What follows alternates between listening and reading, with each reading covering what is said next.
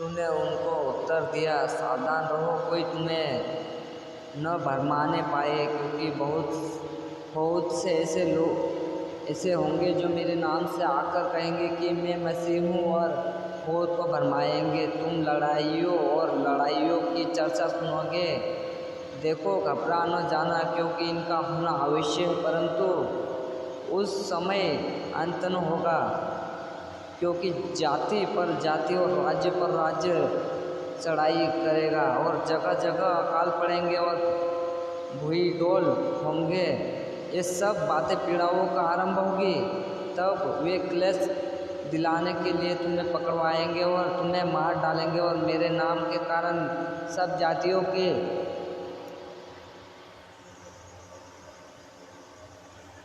लोग तुमसे बैर रखेंगे। तब बहुतेरे ठोकर खाएंगे और एक दूसरे से बैर रखेंगे, और बहुत से झूठे भविष्यद्वक्ता उठ खड़े होंगे और बहुत को भरमाएंगे, और अधर्म के बढ़ने से बहुत का प्रेम ठंडा हो जाएगा।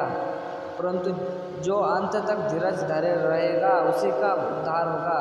और राज्य का यह सुसमाचार सारे जगत में प्रचार किया जाएगा कि सब जातियों पर गवाही हो, तब अंत आ जाएगा।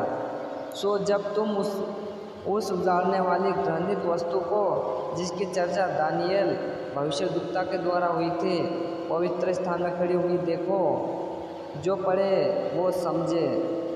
तब जो यहूदियों में हो वे पहाड़ों पर भाग जाए, जो कोठे पर हो वह अपने घर में से सामान लेने को न उतरे, और जो खेत में हो वो अपना कपड़ा लेने को पीछे न लौटे।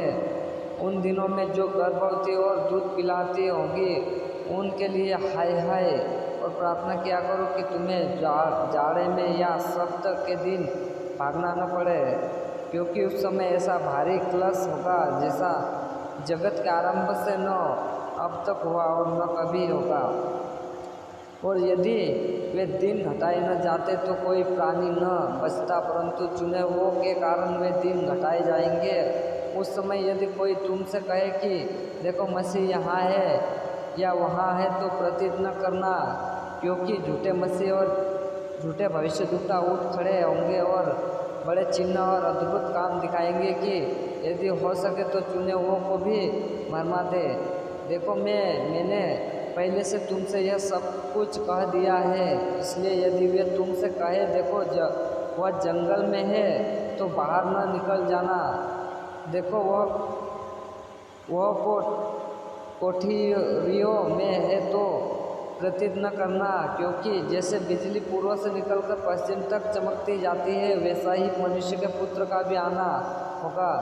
जहाँ लोथ हो वही गिद्ध इकट्ठे होंगे।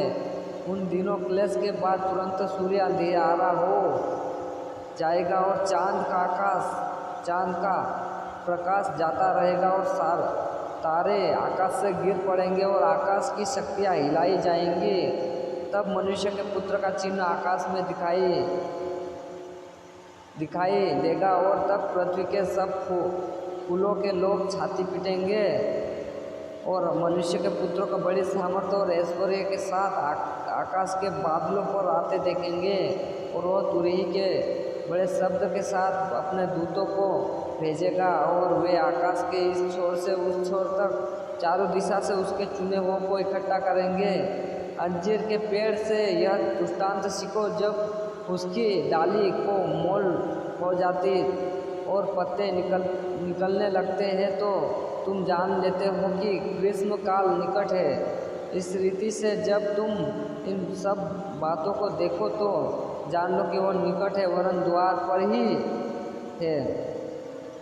मैं तुमसे सच कहता हूँ कि जब तक ये सब बातें पूरी न हो ले, तब तक यह पीढ़ी जाती न रहेगी।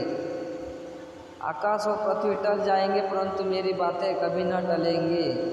उस दिन उस घड़ी के विषय में कोई नहीं जानता, न स्वर्ग के दूत और न पुत्र का, परंतु केवल पिता। जैसे नूह के दिन थे वैसा ही मनुष्य के पुत्र का आना भी होगा।